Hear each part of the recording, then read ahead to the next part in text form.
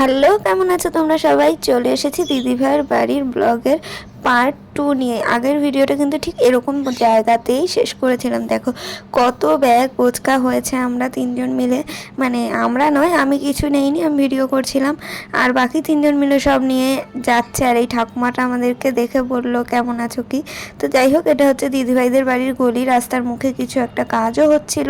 তো এই হচ্ছে ওদের বাড়ি। তো দেখতেই পাচ্ছ, যারা আমার আগের ভিডিও দেখেছো, এর আগে আমি অনেকবার এখানে এসেছি, সেই সময় ওদের বাড়ির অনেক ভিডিও শেয়ার করেছি, কিন্তু ফেসবুকে যেহেতু ছাড়া হয়নি, তো সেই কারণে ভাবলাম পুরোটাই তোমাদের সাথে আজকে ভালো করে শেয়ার করি। তো ওদের দরজার সামনে এসে আমরা সবাই ব্যাগ বোচকা নিয়ে দাঁড়িয়ে পড়লাম। যেহেতু এসেছি একদম বিকেল বিকেল, মানে বিকেল বলতে কি 5টা সাড়ে 5টা হবে হয়তো তখন টাইম। যেহেতু আমরা পাপানদাকে আনতে গেছিলাম কলেজ স্ট্রিট, তাই একটু লেট হয়ে গেছিলো, নাহলে নাকি আরও আগেই পৌঁছানো যায়। আর রাস্তায় প্রচণ্ড জ্যাম ছিল, আর সেই লেভেলের গরমও ছিল। আর দিদিভাই আমাদের দেখে যতটা অবাক হয়, তার থেকে বেশি অবাক হয় নিজের বরকে দেখে।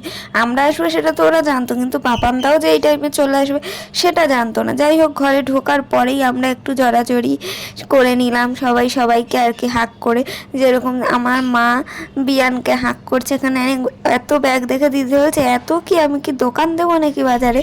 তো যাই হোক, এখানে হাক করার পর্ব চলছে, যেহেতু অনেকদিন পর দেখা হচ্ছে। আর আমি এসেই ওদের পাখি চুনিয়া মুনিয়াদের দেখে নিলাম। ওখানে রয়েছে এতগুলো পাখি, নাম দেখো চুনিয়া মুনিয়া, কিন্তু ওগুলোর নাম নাকি বিদেশি নাম, ফ্রেঞ্চ নাকি এরকম একটা, ফ্রেঞ্চ কিছু হবে।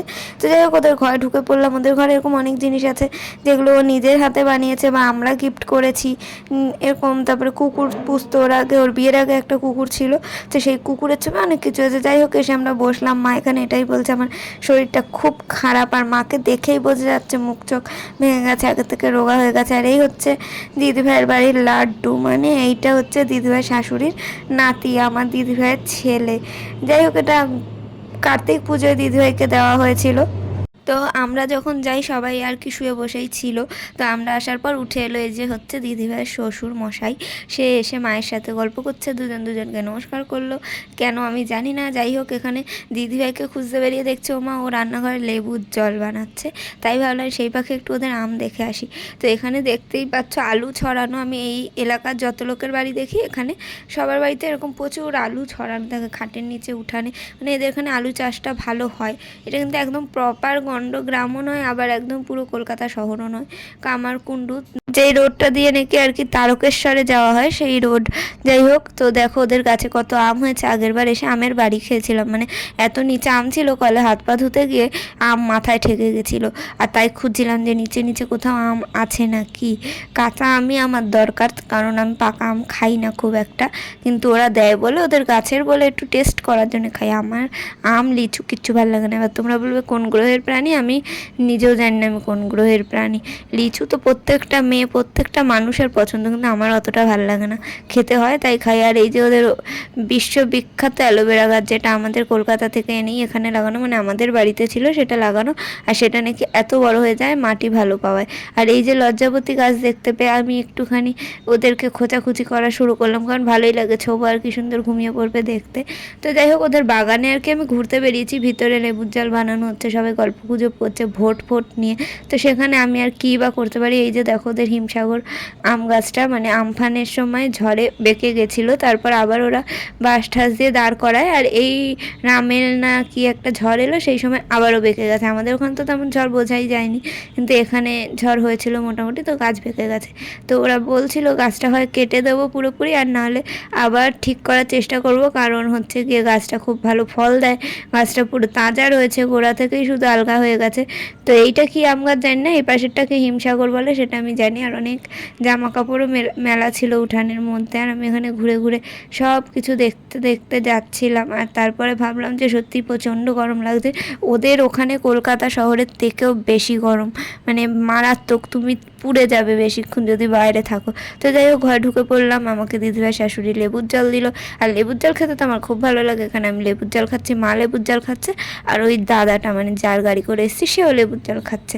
আর এখানে দিদিভাইয়ের জন্য সেই মেলা থেকে কবে করে কিনেছিলাম আমরা বাচ্চার ছবি, সেটা এখন দিতে আসার সুযোগ হলো। মানে এর আগে অনেকবার প্ল্যান হয়েছে ওদের বাড়ি যাবো, কিছু না কিছু একটা হয়, শরীর খারাপ, ঝগড়াঝাটি, কিছু না কিছু একটা হবে, যেই নিয়ে আর যাওয়াই হয় না। মানে গর্বর একটা না একটা হবেই। তো যাই হোক, এসে পড়েছি এখন, তো মজা করছি যেটুকু টাইম আছি। তো দুটো বাচ্চার ছবি এনেছিলাম, গবেষণা হচ্ছিলো কোনটা মেয়ে কোনটা ছেলে। দিদিভাইয়ের মেয়ে হবে না ছেলে হবে। তোমরা কিন্তু আমাকে কমেন্টে গেস করে জানাতে পারো যে আমার দিদিভাইয়ের কী হবে। মানে যাই হোক, এখানে আমি আইসক্রিম খাচ্ছি গরম থেকে এসে। আর আমার মা আমাকে এই আগের দিন, মানে যেদিন ওদের বাড়ি আইসক্রিম খাচ্ছি তার আগের দিনই বলেছে কি ইমিউনিটি পাওয়ার বাড়াবি, তারপর তুই আইসক্রিম খাবি না, তোকে কিছু বলবো না, কিন্তু যদি তার আগে খাস খবর আছে।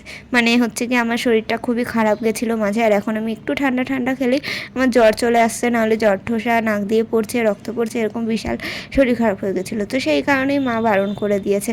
তো এই যে দেখো খাবার চলে এসেছে, যেখানে বলা হয়েছিল আমরা একটু টাইম থাকবো কিচ্ছু করতে না, তারপরেও এখানে সেই কত রকমের আইটেম, নিরামিষ সব কিছু। হ্যাঁ, পটলের পিছনে কাঠি গুঁজে যেরকমভাবে মানুষ লোকের পিছনে কাঠি দিচ্ছে ঠিক সেইভাবেই এই রেসিপিটা তৈরি করা। আর এখানে আলুর দম ছিল আর লুচি ছিল, তো খেয়ে নিলাম। যেহেতু আমি সেই সকালবেলা একটু নুন লেবু দিয়ে ভাত খেয়েছিলাম, খিদে তো আমার পেয়েছিল, কিন্তু আমার মনে এটাও ভয় ছিল যে ব্যাগে আমার বমির ওষুধ আছে, যেটা মাকে দেবো, আমি কি খাবো। আর আমি তো বমি আসার সময় করিনি, যেখানে আমি বমি করি সেখানে আমার মা বমি করেছে। তো যাওয়ার সময় দেখা যাক কি হয়, বেশি খেয়ে গেলে না তেলে ভাজা বা এরকম কিছু বেশি গা গুলানোর চান্সটা থাকে। তাই আমি 3টে মতো লুচি খেয়ে নিলাম, আর আমি আগাগোড়াই কমই খাই। তো এবার ছাদে এসেছিলাম যে আম দেখা যায় নাকি, কারণ ওরা আম সত্ত্ব রোদে দিয়েছিল, যেটা তুলতে ভুলে গেছে, সেটাই পাপানদা নিতে এসেছিল। আমিও ছাদে এলাম যে আম দেখা যায় নাকি, তাহলে ছিঁড়বো কাছাকাছি থাকবে। কিন্তু আমরা এইবার একটু বেশি লেট করে এসেছি, আরও আগে আসতে হতো কাঁচা আম নিতে হলে সামনে থেকে। তো যাই হোক, ওরা অনেক আম পেরেছে, মানে গাছ থেকে যেগুলো পেকে গেছে বা আধা কাঁচা আধা পাকা, সেগুলো ঘরে রেখে পেকে গেছে, সেগুলো আমাদেরকে দিয়েছে আসার সময়। আর এখানে আমরা বাড়ি চলে যাব সেই প্রস্তুতি নিচ্ছিলাম আর কি, যে বাড়ি চলে যেতে হবে এবার।